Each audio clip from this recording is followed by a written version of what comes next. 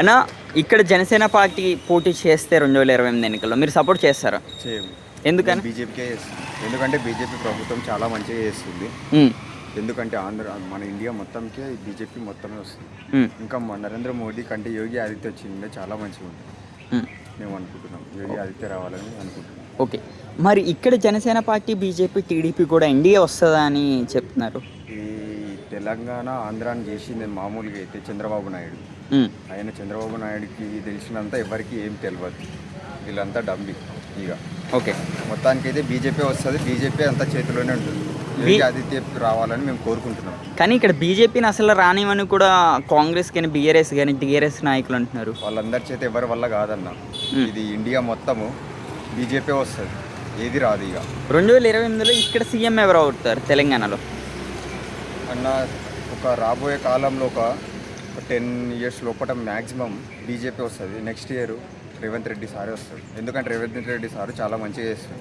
కానీ హైదరాబాద్ చాలా మంది ఇల్లు కూల్చేస్తున్నారన్న రూమర్ ఉంది. లేదన్న, చాలామంది ఎందుకంటే దౌర్జన్యంగా తీసుకున్నారు కాబట్టి రేవంత్ రెడ్డి సారు చూసి వాళ్ళకి ఇచ్చేసి ఇట్లా విధంగా మంచిగా చేస్తారు. అన్న 10 ఏళ్ళ బీఆర్ఎస్ అంటే కేసీఆర్ గారి ప్రభుత్వం బాగున్నదా? ఈ 2 ఏళ్ళ రేవంత్ రెడ్డి గారి ప్రభుత్వం? రేవంత్ రెడ్డి సార్ ప్రభుత్వం మంచిగా ఆయన తొందరగా అలర్ట్ అవుతుండే మంచిగా చేస్తుంది. రాజకీయాల్లో ఒక విషయానికి వస్తే పవన్ కళ్యాణ్ ఎమ్మెల్యేలకి, ఎంపీలకి కూడా రేవంత్ రెడ్డి సారు మంచిగా చెప్పిండు. ఇక్కడ అమీర్పేటలో ఉన్నది, ఇక్కడ ఎన్టీఆర్ విగ్రహం కూడా వెట్టనియద్దని చాలా చేసారు. కానీ రేవంత్ రెడ్డి సార్ నవీన్ యాదవ్కి ఇచ్చి గట్టిగా పట్టుకొని అక్కడ ఎన్టీఆర్ విగ్రహం పెట్టించిండు. ఎందుకు పెట్టించిండు? మామూలుగా అయితే ఆయన కాంగ్రెస్ కదా, అది టీడీపీ కదా. చెప్పండి మీరు. రేవంత్ రెడ్డి గారు వచ్చిన తర్వాత ఏమైనా మార్పు కనిపిస్తుంది తెలంగాణ రాజకీయాల్లో? మంచిగానే ఉన్నదన్న. ఈ గీంజా అట్లాంటి బ్యాచ్లన్నీ తొక్కి పడేస్తుంది. గతంలో ఉన్న బీఆర్ఎస్కి రేవంత్ రెడ్డి గారికి డిఫరెంట్ ఏంటంటే ఏమంటారు కేసీఆర్ అండ్ రేవంత్ రెడ్డి అన్న? చాలా ఉన్నాయన్న, చాలా అంటే చాలా ఉన్నాయి.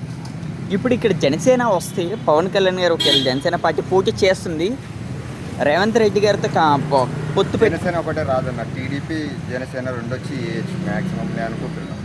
విత్ బీజేపీ కూడా ఇక్కడ మరి సపోర్ట్ ఇస్తుందంటారా? మీలాంటి యూత్ అందరూ సపోర్ట్ చేస్తారా? మొత్తం బీజేపీకే సపోర్ట్ చేస్తుంది అన్న. ఇండియా మొత్తం వస్తుంది కూడా బీజేపీ వస్తుంది. ఓకే, ఏది రాదు అంతా.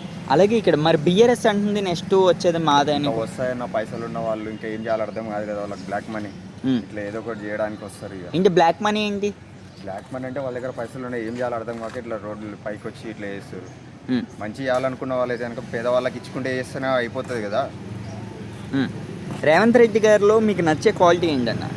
ఆయన ఏదన్నా అనుకుంటే సాధిస్తాడన్న, చేస్తాడు మంచిగా. జనాల కోసం చేయడానికి వచ్చిండు ఆయన. థ్యాంక్ యూ అన్న.